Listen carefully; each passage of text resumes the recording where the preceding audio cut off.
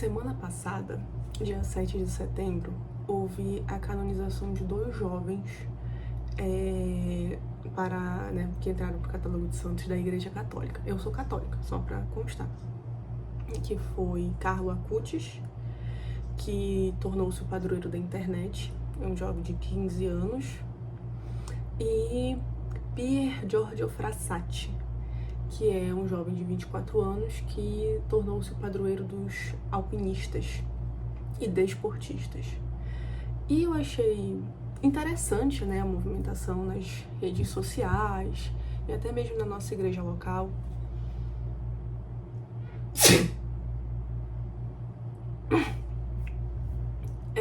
Em torno do Carlo Acutis.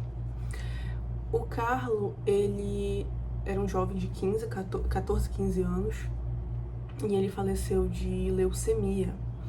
E a sua pouca vida, né, ele não teve uma vida longa, durante a sua pouca vida, ele teve uma dedicação especial e um olhar especial para a Sagrada Eucaristia e para a evangelização, né? Colocam muito a questão de um site que ele fez, né, logo anos 2000, né, então o primeiro santo, inclusive, da geração Millennium, colocam muito essa questão do site que ele fez, envolvendo para difundir a devoção e para evangelizar. E eu achei muito bonito, né? Colocaram ele como um exemplo também para a juventude católica. Não é impossível, né, buscar a santidade na juventude. E pouco se falou sobre Pier Giorgio Frassati.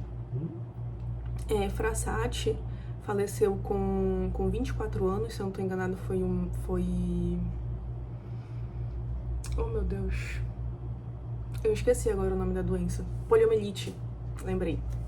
Uma poliomielite fulminante que retirou a vida dele apenas com 24 anos. E o Frassati, ele é do século passado, né? Do século XX. Ele faleceu, se eu não estou enganada, em 1925. E ele foi um jovem que teve uma trajetória de vida diferente do Carlo Acutis, né? Ele viveu alguns anos a mais. E o momento de vida dele era um momento muito politizado, né? Realmente, né? Uma questão política muito forte. Ele era envolvido em causas sociais, ele vinha de uma família que tinha um bom poder aquisitivo, né? A mãe dele é pintora, encomendava, enfim, pintava para reis. O pai dele, ele também, eu não lembro agora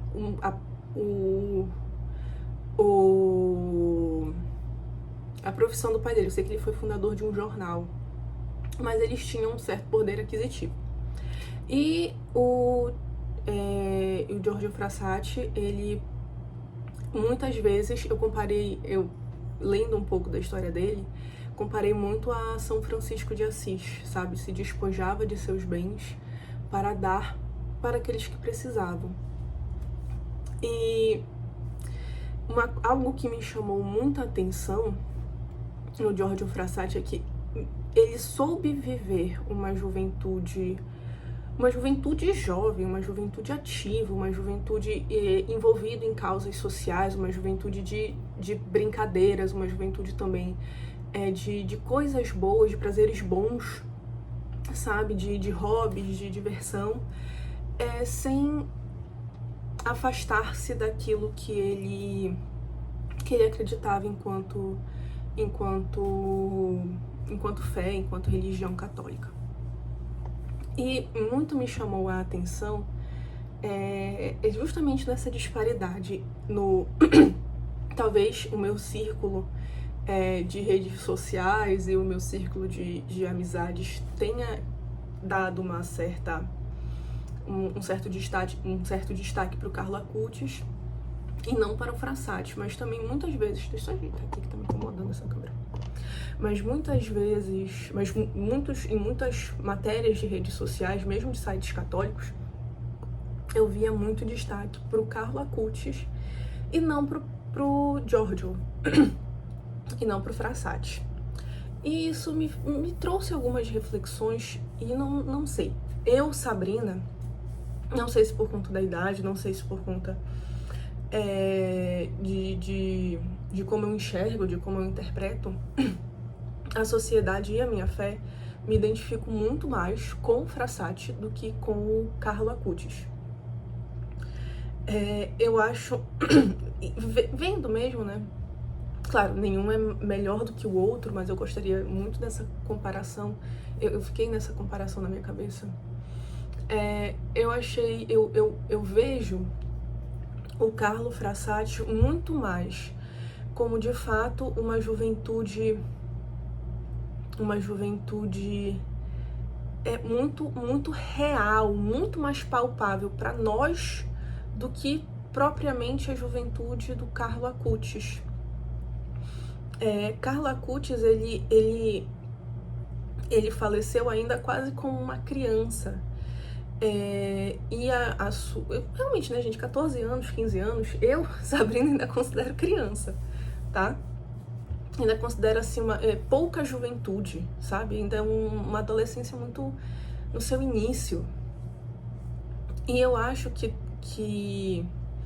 ele viveu uma santidade sem... Como é que eu posso dizer? Ele viveu uma santidade com com pouca distração. Eu acho que seria esse o certo, sabe, a se dizer. Ele viveu uma infância e uma juventude muito direcionada propriamente à religião, sem necessário, pelo menos pelo que eu li, o que me trouxe essa impressão foram as coisas que eu li. Carlo Acutis viveu uma vida muito direcionada para uma religião, sabe? Para a religião. Então, eu acho que no seu pouco tempo de vida, ele não estava inserido em um círculo social, em uma realidade social que lhe permitisse sair daquele ambiente e realmente viver a fé da forma como o Frassati viveu, que era uma fé muito mais palpável, muito mais pé no chão, sabe? Frassati, ele viveu um período em que o fascismo dominava muito, em que realmente estava na ascensão, né, o fascismo. E ele era um jovem que se posicionou contra, que era envolvido em política, que era esclarecido, ou pelo menos buscava ser esclarecido politicamente. Ele era um jovem que olhava para o social, ele era um jovem que acolhia muito essa questão, esse social, sabe? E ao mesmo tempo sabia aproveitar a vida da melhor forma possível. Não deixava os seus hobbies de lado, não deixava as coisas que lhe faziam feliz de lado, não deixava esses prazeres, sabe? Ele viveu em um momento que ele tinha os seus prazeres, e aí a gente precisa fazer um parênteses, porque prazer não necessariamente é algo ruim, né? Eu tenho um grande prazer em estudar direito. Estudar direito não é algo ruim. Eu tenho um grande prazer em comer camarão, e comer camarão não é algo ruim. Então nós temos os prazeres bons e os prazeres ruins, né? Então ele soube cultivar em sua pouca vida uma vida de prazeres bons, e que ao mesmo tempo, no momento em que ele realizava esses prazeres, que ele cultivava esses momentos bons, ele também evangelizava, né? Eu assisti, eu acho que eu assisti foi um vídeo que eu assisti, contava um pouco da história do Frassati, que ele, durante os seus caminhos, né, as suas eu não sei como é que se fala, os seus alpinismos, eu acho que seria essa palavra, que ele gostava de alpinismo, de escaladas, enfim. Ele escrevia nas pedras mensagens de fé, né, como, por exemplo, para o alto. Eu achei isso daí uma coisa muito, muito, muito bonita. Eu não lembro agora como é que se fala no próprio italiano, que é Volevo alto, alguma coisa assim. Eu vou procurar, vou deixar aqui na tela certinho. E é uma coisa muito, muito bonita. Eu lembro, na hora que eu ouvi, eu lembro de pensar, poxa, que coisa mais linda você viver a sua vida, você viver tranquilamente a sua vida e nas coisas simples você evangelizar. E você não precisa falar isso pra ninguém, sabe? Eu gostei muito disso, da questão de que ele fazia o seu trabalho, ele evangelizava da sua forma, e evangelizava não para que o mundo visse, mas porque era dele, né? Era algo dele, era a fé dele, e ele colocava isso de uma forma concreta nessa evangelização. E que coisa linda, sabe, de ver, que coisa bonita de ver.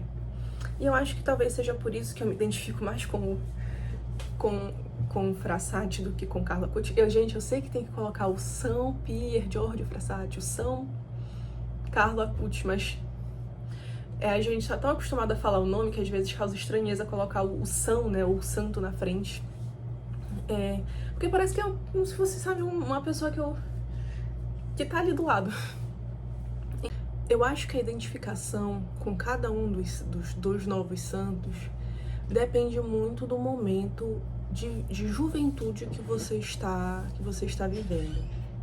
Talvez para aquela juventude mais jovem, mais nova, faça um pouco mais de sentido ter uma ligação mais profunda com o Carlo Acutis. Porque realmente ele era mais jovem, ele tinha... Acho que a visão dele é muito mais própria da visão dessa pouca idade. Mas a partir do momento que você vai crescendo, amadurecendo, você vai se inserindo nos meios sociais, você vai entendendo que a sua fé, ela não pode ser uma fé apenas devocional, ela precisa ser uma fé em movimento, uma fé de ação prática. Você talvez comece a se identificar mais com o Frassati. É aquela história da igreja em saída, é a situação da igreja em saída. Uma igreja que olha para si, mas que olhando para si vai ao encontro do outro. É aquela igreja que também é missionária. É a igreja que não só recebe, mas também, sabe, caminha junto com as pessoas. E eu não vou mentir para vocês que, enquanto católica, eu vejo essas devoções estáticas, eu vou colocar essa palavra, estáticas, com um olhar de preocupação. Porque hoje na nossa igreja, eu não digo que seja a maioria, mas uma grande quantidade, nós temos uma grande quantidade de jovens que parece que tem aversão à missão, sabe? Que tem aversão a realmente pôr o pé no chão e ver a fé como algo concreto. Nós precisamos lembrar que a nossa fé ela não pode parar. A gente não pode simplesmente achar que a nossa fé é viver dentro de uma igreja rezando o terço, rezando o rosário, rezando a oração das 1000 Ave-Marias, rezando a oração de São Miguel Arcanjo. A nossa fé, ela não é só oração. A fé, ela é oração e missão. E a missão, ela necessariamente passa por você ir, por você se doar pelo outro. Na nossa igreja, não exige feitos heróicos para você ser um bom missionário. Ela exige o que se espera de fato de uma pessoa, eu vou colocar assim, normal. Ela exige apenas que você, no seu dia a dia, que você também exerça a compaixão, a misericórdia, sabe? E eu realmente fico preocupada com esses jovens que acham que ter fé é simplesmente rezar. Não é só rezar. O rezar, ele é importante, mas a missão é tão importante quanto rezar, sabe? A nossa fé ela não pode ser vazia de significado. A nossa fé ela precisa estar alicerçada nos ensinamentos da igreja. Ela precisa estar alicerçada em também na vivência social. A fé, ela não é alheia ao que acontece na sociedade. A fé, ela não é cega ao que acontece na sociedade. A fé, ela vive dentro da sociedade. Você transforma, você vive, você realiza, você concretiza a sua fé dentro da sociedade, não só exclusivamente dentro da igreja, em momentos de oração e de louvação, sabe? E nós temos vários outros jovens, né, que foram canonizados, outras pessoas que foram canonizadas jovens, e eu pego muito também o exemplo de São Tarcísio. São Tarcísio é o padroeiro dos coroinhas, e ele deu a sua vida para levar a Eucaristia aos perseguidos por serem cristãos. E a história de São Tarcísio também é uma história muito bonita, porque mesmo jovem, ele sabia o que significava aquele pedacinho pequeno de pão que ele carregava, sabe? Ele sabia a grandiosidade que era aquela hóstia consagrada que ele levava. Mas até a história de São Tarcísio, a gente vê que não era um jovem que ficou parado. Ele foi ao encontro daqueles que precisavam da Eucaristia.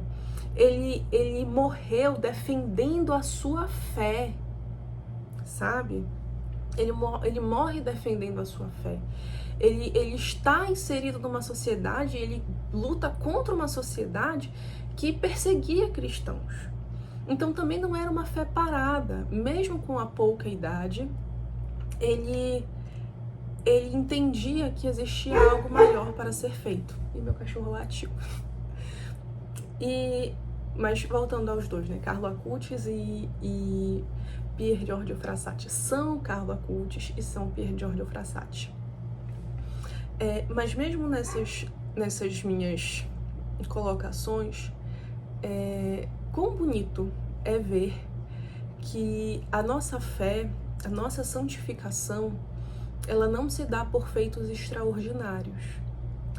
Os santos são santos porque, na simplicidade do seu dia a dia, souberam levar Deus, souberam ser presença viva de Cristo para aqueles que precisavam.